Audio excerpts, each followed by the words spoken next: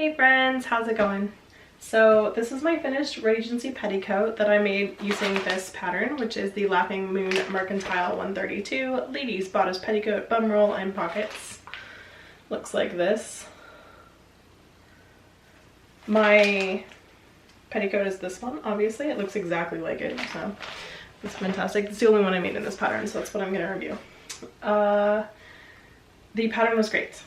It was simple, it was clear, the instructions were awesome, they were very easy to follow. There was nothing about this that was that complicated. Everything that went wrong during this process was entirely my fault, and honestly only two things went wrong. I was hand sewing the inside of this binding right here, and you're supposed to stop like here and add in this guy, and you have to sew it down on the inside of this binding, and I failed to do that, and I was hand sewing, and I hate hand sewing and I'm so slow, although my hand sewing in here is pretty good, and I had to rip it all out, and that kind of sucked, and I put one of these guys on backwards.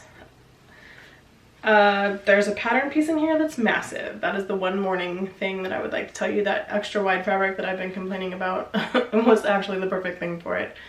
It in fact takes two pattern pieces and you have to tape them together.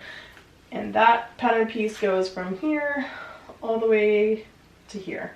And it's actually two. You have to cut two of them and sew them together, so it's even bigger. But it includes all of this fabric, so it ends up letting you pleat it right here. So this is also what the back looks like, in case anyone's interested. Things that I would change. I would have done the pleating before I sewed on the front pieces.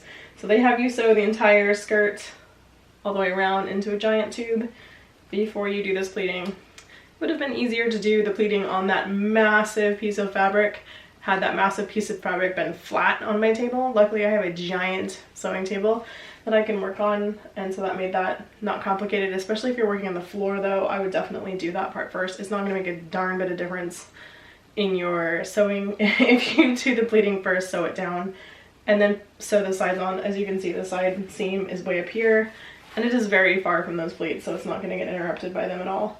So I would definitely suggest that pattern change if anyone's going to make this thing.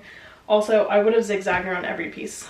There is one spot in which it says optionally finish the inside of the seam with overlock stitch.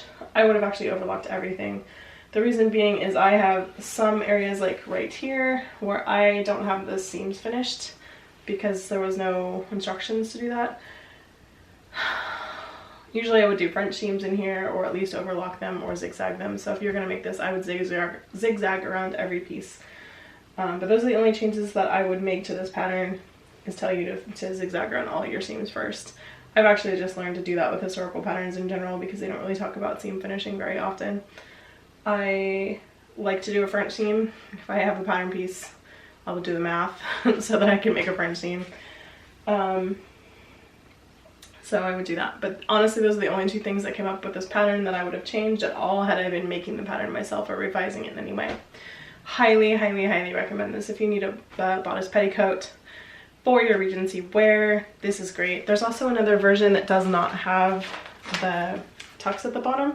It's just straight in the back, and I believe that the back is gathered and not pleated. So if you're interested in a more gathered look that's simpler and sleeker and straighter, I actually might do this look, this view B, for my evening Regency wear. I'm not sure yet, so we'll find out. Anyway, it's a great pattern. I highly recommend it.